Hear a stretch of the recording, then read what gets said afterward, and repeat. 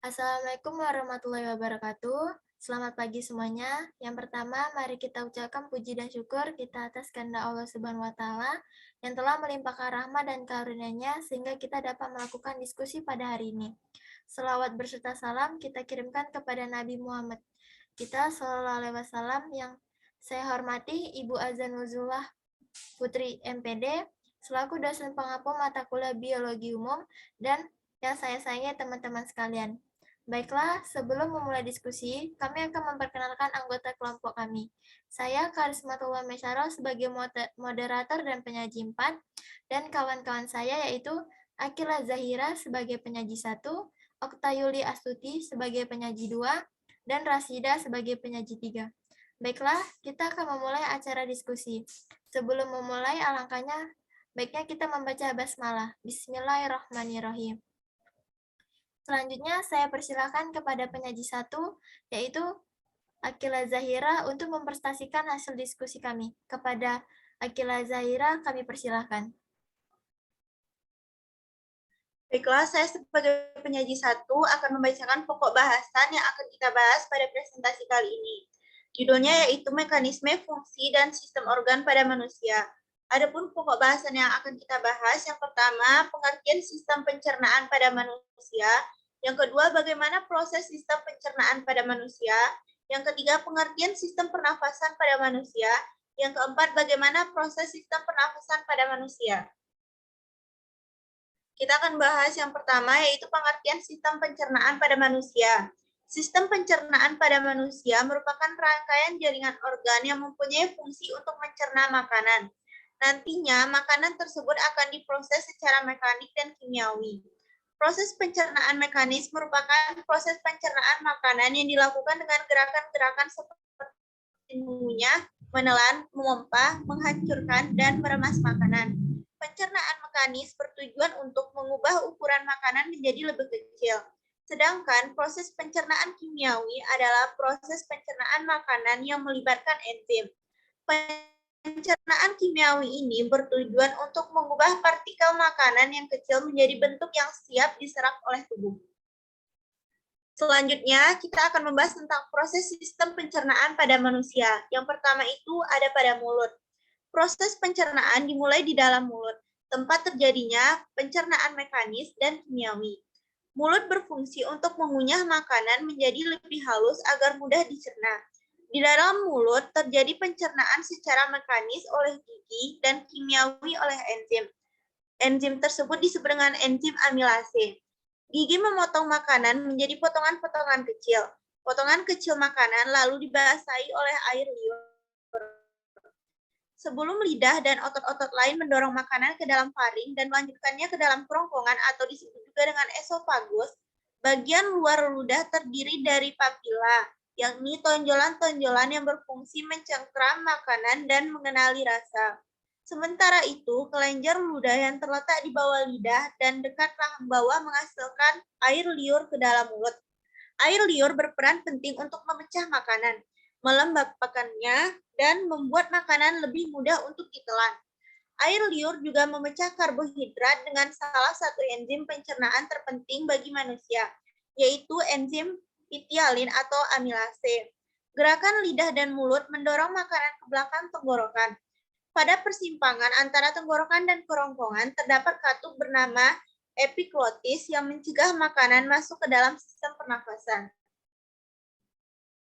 Selanjutnya ada kerongkongan atau juga disebut dengan esofagus.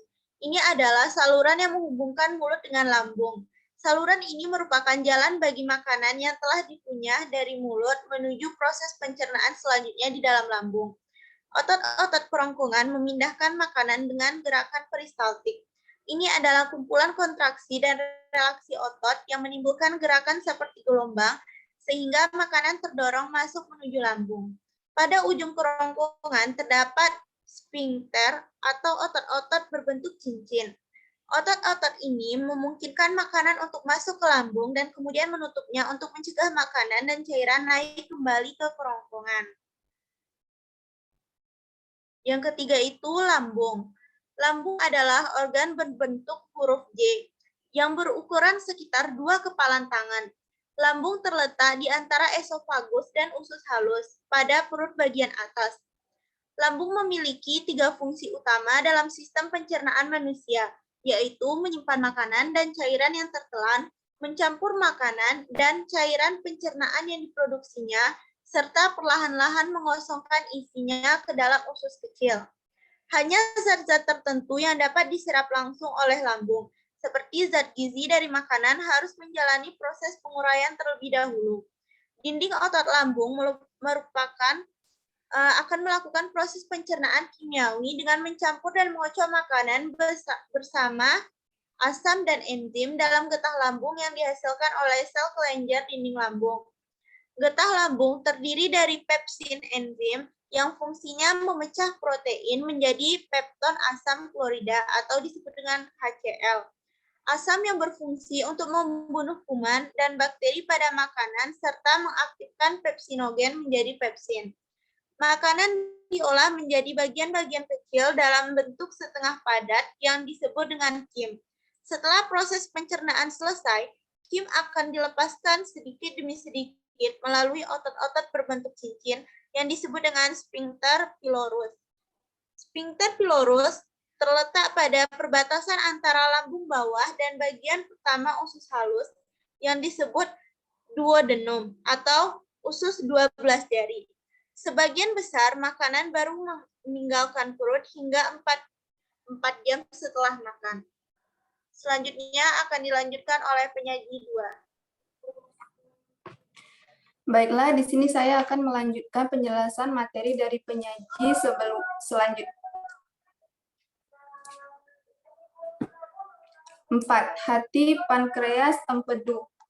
Hati adalah organ pelengkap dalam proses pencernaan karena akan membentuk cairan empedu yang diperlukan dalam proses pencernaan lemak. Empedu tersebut lalu akan ditampung di kantung empedu sebelum digunakan di usus halus. Kantung empedu berfungsi untuk menyalurkan empedu ke usus halus. Hati merupakan organ yang akan menghasilkan empedu. Pankreas berfungsi untuk memproduksi enzim pencernaan guna mencerna karbohidrat, protein, dan lemak di usus halus. Selain itu, pankreas juga menghasilkan senyawa bikarbonat yang akan menetralkan makanan dari lambung yang sifatnya asam, sehingga tidak melukai dinding usus halus.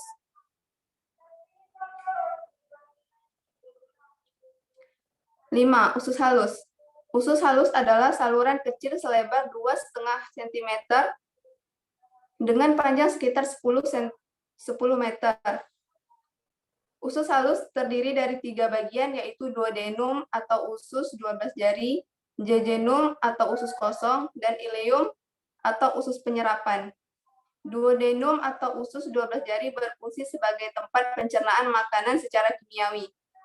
Caranya, makanan dari lambung yang masuk ke duodenum akan dinetralkan dulu oleh senyawa bikarbonat dari pankreas. Lalu, makanan tersebut dicerna dengan bantuan enzim amilase, lipase, dan tripsin dari pankreas, serta enzim maltase yang dihasilkan usus halus sendiri. Dinding bagian dalam usus halus penuh dengan tonjolan dan lipatan. Fungsi lipatan usus halus adalah memaksimalkan pencernaan makanan dan penyerapan zat gizi. Saat makanan meninggalkan usus halus, sekitar 90% zat gizi telah diserap untuk diedarkan oleh darah.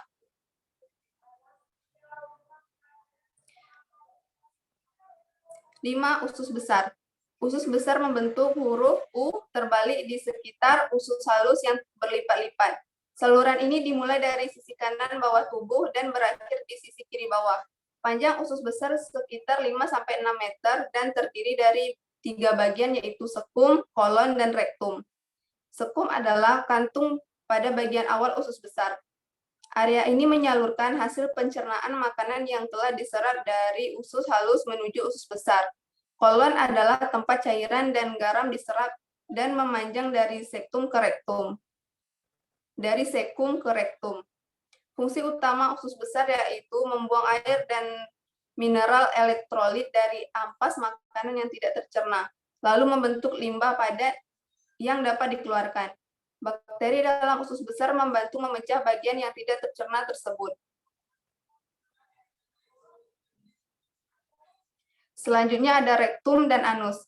Sisa isi usus besar yang telah menjadi feses kemudian disalurkan ke arah rektum. Rektum adalah bagian akhir dari usus besar yang berfungsi sebagai tempat penampungan feses sementara sebelum dikeluarkan dari tubuh. Saat rektum sudah mulai penuh, otot-otot di sekelilingnya akan terangsang untuk mengeluarkan feses. Inilah yang membuat sobat merasa mules dan ingin buang air besar. Feses nantinya akan dikeluarkan melalui anus. Anus merupakan bagian paling akhir dari saluran pencernaan manusia yang berbatasan langsung dengan lingkungan luar. Fungsi anus tak lain adalah sebagai tempat keluarnya feses. Otot-otot bisa berkontraksi di bagian bawah kendali untuk mengatur pengeluaran feses.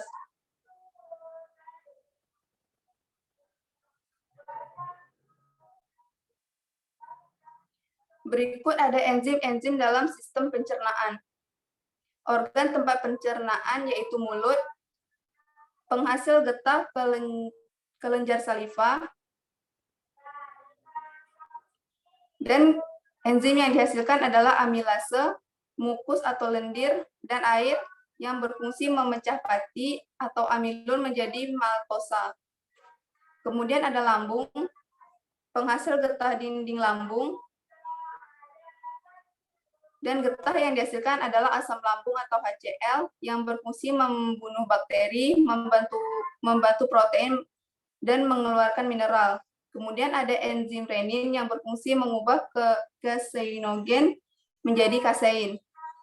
Kemudian ada enzim pepsin yang mengubah protein menjadi proteasa, pepton, dan polipeptida. Kemudian ada organ usus halus, penghasil pankreas, dan enzim yang dihasilkan adalah enzim karbohidrase pankreas yang berfungsi mencerna amilum menjadi maltosa atau disakarida lainnya. Kemudian enzim yang dihasilkan adalah enzim lipase pankreas yang berfungsi mengubah emulsi lemak menjadi asam lemak dan gliserol. Selanjutnya ada enzim tripsin mengubah protein menjadi polipeptida, dan enzim amilase pankreas mengubah amilum menjadi disakarida atau maltosa. Kemudian usus halus menghasilkan getah dinding sel. Enzim yang dihasilkan adalah enzim enterokinase yang berfungsi mengubah tripsinogen menjadi tripsin yang digunakan dalam saluran pankreas. Kemudian ada enzim maltase mengubah maltosa menjadi glukosa. Ada enzim laktase mengubah laktosa menjadi glukosa dan galaktosa. Kemudian enzim sukrase mengubah sukrosa menjadi glukosa dan fruktosa. Kemudian enzim peptidase mengubah polipeptida menjadi asam amino, dan enzim lipase mengubah lemak menjadi asam lemak dan gliserol. Yang terakhir ada hati. Enzim yang dihasilkan adalah empedu yang berfungsi mengemulsikan lemak.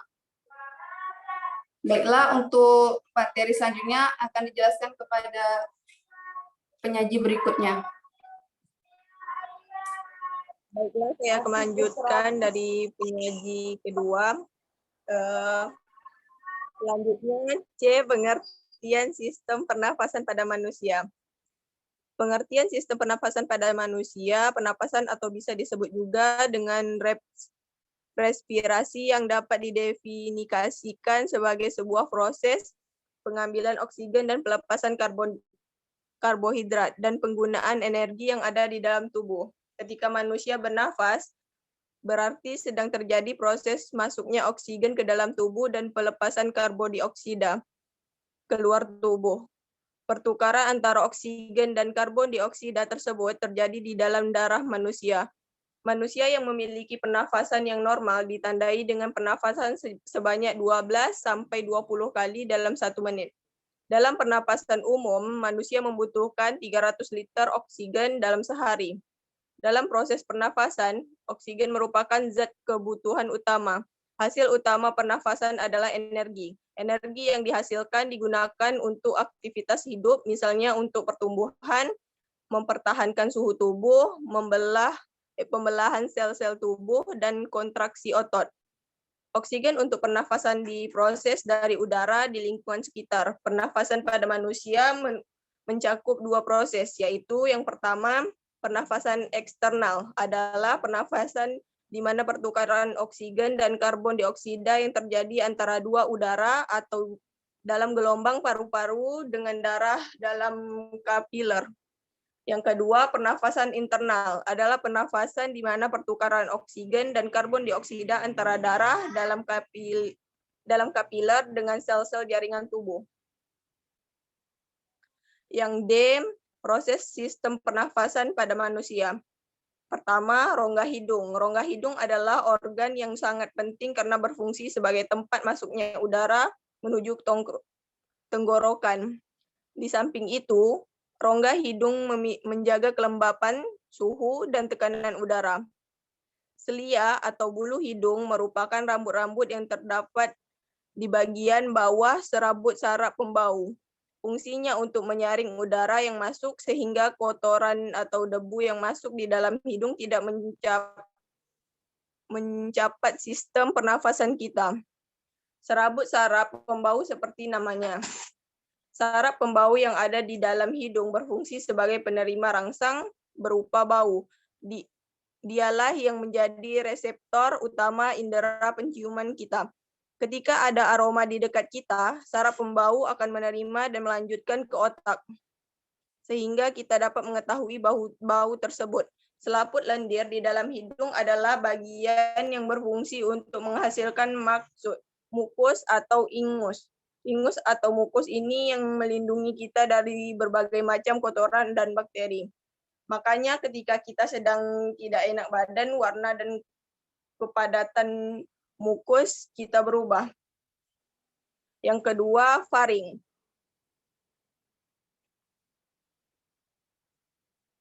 Organ tubuh faring mempunyai bentuk seperti tabung atau lorong berotot. Letaknya berada di tengah leher, berawal di bagian bawah tenggorokan dengan panjang sekitar 11,5 cm. Ini menghubungkan area mulut dan hidung ke tenggorokan, mengarah ke perut dan juga laring. Faring terdiri dari 3 bagian utama, yaitu nasofaring, orofaring, dan laryngofaring. Berikut adalah penjelasannya. Nasofaring, yaitu bagian atas faring yang berfungsi ke rongga hidung dan berfungsi agar udara bisa masuk. Sedangkan orofaring, bagian tengah faring yang terhubung ke rongga mulut. Ini berfungsi agar udara, makanan, ataupun minuman melewatinya.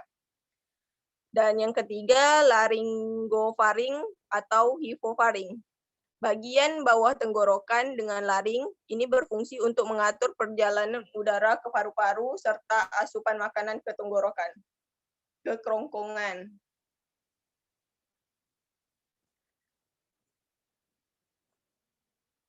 Yang ketiga, laring adalah bagian dari sistem pernafasan yang berperan dalam memproduksi suara.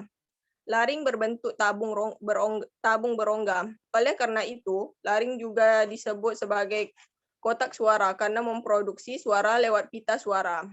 Laring terdiri dari tulang rawan dan otot yang terlapis selaput lendir. Berikut ada 3 struktur utama dari laring.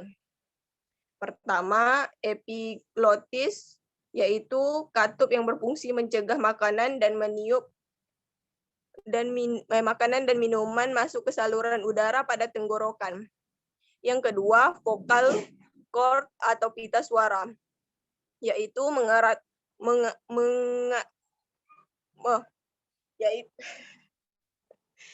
mengeratarkan suara yang datang dari paru-paru untuk membuka suara.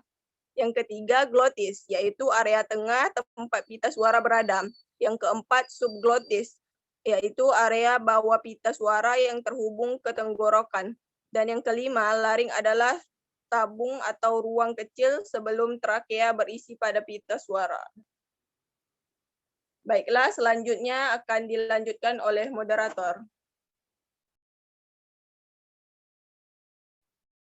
Baiklah, saya akan melanjutkan presentasinya. Yang keempat, trakea. Trakea atau batang tenggorokan merupakan bagian dari sistem pernapasan yang berbentuk pipa tabung, memiliki diameter sekitar 20 sampai dengan 25 meter dan panjang sekitar 10 sampai 16 cm. Trakea berbentuk tabung memanjang yang tersusun atas 20 tulang rawan berbentuk cincin yang kuat tetapi fleksibel. Trakea ini terletak bersebelahan dengan esofagus, yaitu saluran pernapasan. Setelah udara masuk ke bronkus primer, udara akan masuk lebih dalam lagi ke paru-paru dan bercabang lagi di dalamnya, menjadi percabangan yang lebih kecil yang disebut bronkus sekunder. Dari bronkus sekunder ini bercabang lagi menjadi percabangan yang lebih kecil dan sangat banyak disebut bronkus tersier. Bronkus berfungsi untuk menyalurkan udara dari bronkus ke alveolus.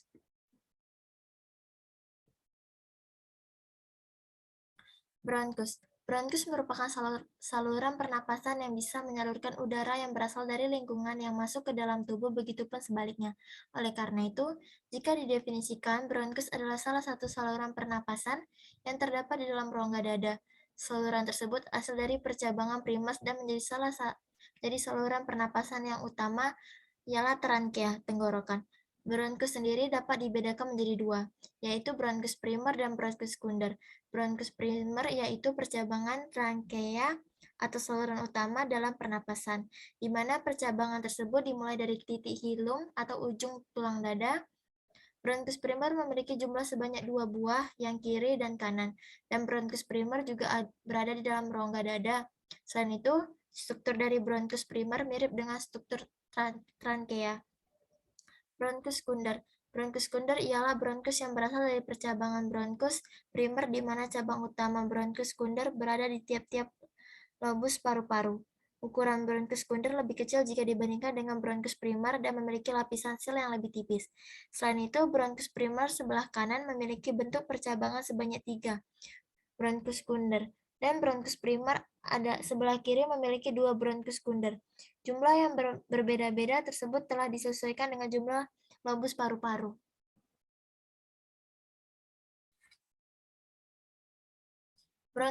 Bronkiolus. Bronkiolus ialah saluran udara kecil yang mengirimkan udara ke bagian dalam suatu dinding paru-paru, yang dimana alveoli membolehkan oksigen yang akan diserap oleh sel-sel darah serta mengisi darah dengan oksigen buat ditransfer ke seluruh tubuh. Tetapi supaya udara ini dapat menyebar menyeluruh ke jaringan paru-paru, dibutuhkan saluran yang lebih kecil lagi. Disinilah fungsi bronkiolus mulai berjalan. Udara yang masuk ke bronkus akan diteruskan ke bronkiolus buat dapat mengarah ke alveolus. Walaupun ukurannya tidak besar, bronkiolus masih dibagi lagi menjadi 3 jenis, yang masing-masing mempunyai dimensi berbeda, yaitu bronkiolus lobular sebagai bagian terbesar, bronkiolus halte sebagai tempat transitnya udara, bronkiolus respiratory yang membawakan udara langsung ke alveolus. Bronkiolus lobular serta halte juga diketahui sebagai ruang hampa, karena dia kedua bagian ini tidak terjadi proses pertukaran udara. Dengan seluruh bagian serta fungsinya yang lumayan rumit, bronkiolus nyatanya berdimensi sangat-sangat kecil, sangat besar, diameternya 0,5 sampai mm. B. Alveolus adalah bagian dari paru-paru yang punya bentuk unik, mirip kantong kecil yang berkerumunan seperti buah anggur. Kantong-kantong kecil alveolus merupakan pusat pertukaran udara di dalam sistem pernapasan manusia. Jadi fungsi alveolus adalah untuk mengambil oksigen yang masuk ke tubuh dan melepaskan karbon dioksida. Ketika bergerak melalui pembuluh darah di dinding alveolus, darah akan mengambil oksigen dari alveolus dan mengeluarkan karbon dioksida ke alveolus. Per menitnya, paru-paru mampu mengambil sekitar 5-8 liter udara. Ketika dalam kondisi istirahat, alveolus akan mengirimkan sekitar 0,3 liter oksigen ke darah dalam setiap menitnya. Paru-paru. Paru-paru pada manusia terletak di dalam mediastinum, rongga dada, yang dilindungi oleh tulang selangka. Mediastinum dan perut dipisahkan oleh diafragma. Paru-paru pada manusia terbagi menjadi 2 bagian, yaitu paru-paru kiri dan paru-paru kanan. Paru-paru kiri memiliki berat sekitar 560 gram dan paru-paru kanan memiliki berat sekitar 620 gram. Paru-paru kiri lebih kecil daripada paru-paru kanan. Paru-paru kiri terdiri dari 2 lobus atau gelambir, yaitu lobus superior dan lobus interior. Sedangkan paru-paru kanan terdiri dari 3, yaitu lobus superior atau lobus atas, lobus medius atau lobus tengah, dan lobus interior atau lobus bawah. Paru-paru kiri dan paru-paru kanan dipisahkan oleh organ jantung dan pembuluh darah lainnya. Setiap lobus atau gelambir mempunyai segmen atau bagian yang kecil lagi di dalam lobus. Setiap segmen terdiri atau atas lobulus, dan setiap lobulus mempunyai bronchiolus. Bronchiolus akan bercabang lagi menjadi apeleus. Paru-paru diselimuti oleh selaput yang disebut pleura. Pleura dipisahkan oleh sebuah rongga yang disebut cavum pleura. Rongga tersebut memudahkan paru-paru untuk mengembang dan mengempis karena hampa udara. Di dalam cavum pleura terdapat cairan atau eksudat yang berfungsi sebagai pelumas selaput pleura guna mencegah terjadinya kerusakan pada saat pleura bergesekan. Berikutnya ini adalah fungsi paru-paru diantaranya itu sebagai tempat penyimpangan cadangan dalam tubuh atau reservoir, sebagai tempat pertukaran gas oksigen dengan gas karbon dioksida, melindungi organ jantung dari getaran atau guncangan, membantu menyediakan dan mengalirkan udara untuk menghasilkan suara. Pada manusia, paru-paru berfungsi sebagai sistem ekreasi karena mengeluarkan limbah karbon dioksida dari dalam tubuh, melindungi sistem organ tubuh dari masalah kesehatan yang berasal dari udara dengan menyaring partikel debu atau kotoran dan bakteri sebelum melewati proses pertukaran udara, mengendalikan pH darah atau kadar keasaman dengan mengubah tekanan dan kadar karbon dioksida, memfilter atau menyaring gumpalan darah yang dapat terbentuk di dalam vena. Baiklah, segitu saja materi dari kami tentang mekanisme fungsi dan sistem organ pada manusia. Saya selaku moderator perwakilan dari kelompok 2 meminta maaf jika ada salah kata atau kurang. Saya tutup presentasi pada hari ini. Wassalamualaikum warahmatullahi wabarakatuh.